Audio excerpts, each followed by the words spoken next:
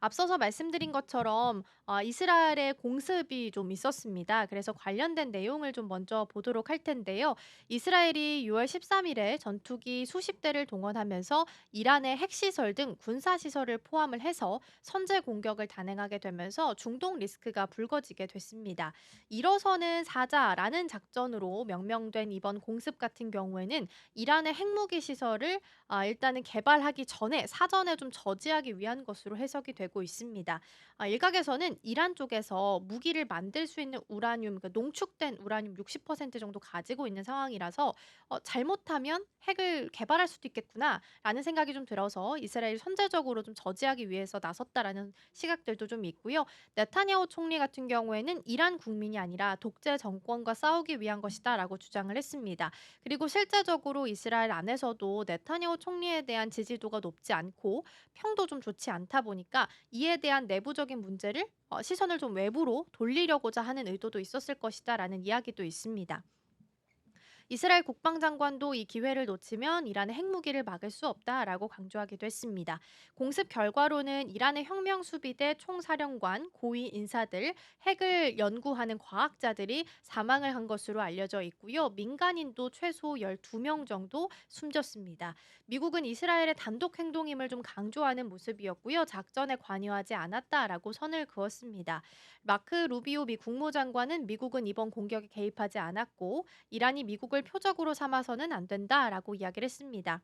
미국이 전쟁에 개입하지 않겠다라는 의지를 사실 주말 사이에서는 좀 보였었는데요. 오늘 아침에 들어왔던 좀 내용을 보면 트럼프 대통령이 이제 G7 정상회의 관련된 내용 이야기하면서 중동에 개입할 수도 있다라고 이야기를 했기 때문에 만약에 개입하게 된다면 예상보다는 조금 더 빨리 끝날 수도 있다라는 부분도 챙겨보시면 좋겠습니다.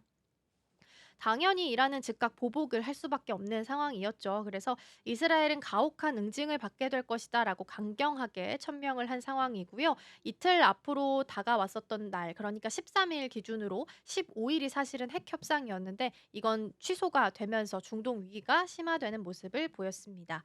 일단 이란의 군부 투톱 참모총장이나 혁수대 사령관 모두 사망한 것으로 알려져 있고요. 이후에 이란도 보복을 계속해서 해 나가는 중입니다. 근데 월스트리트 저널을 보도를 좀 봤을 때는 이스라엘이 이번에 이렇게 공습을 한 부분에 대해서 14일 정도의 작전을 계획하고 들어갔다라는 보도가 있었습니다. 그래서 2주간 어느 정도 영향을 좀 주고 끝이 나게 될지도 좀 보시면 좋을 것 같고요.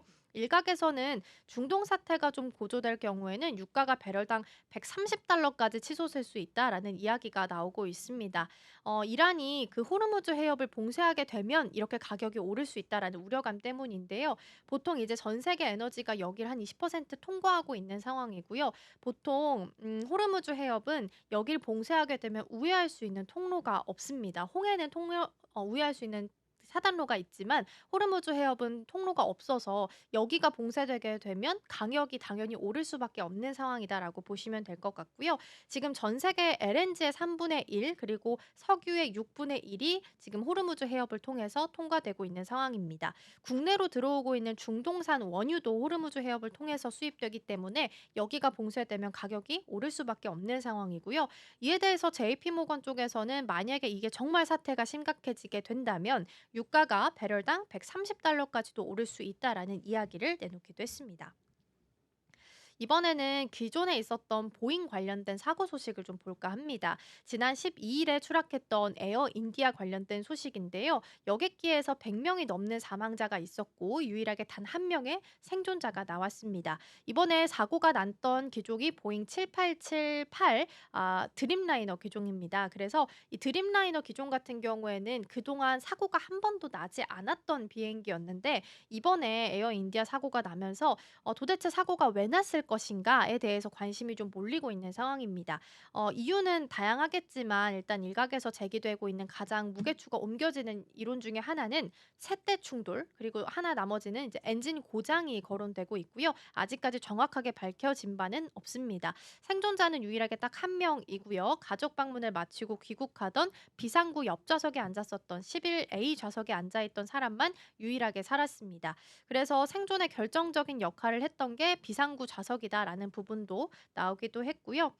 일단은 보잉과 관련돼서 이런 기사가 나오고 나서 보잉의 주가가 좀 큰 폭으로 하락을 했고 추가적으로도 지지부진한 흐름을 좀 이어가고 있기 때문에 앞으로 좀 체크해 보시면 좋겠습니다.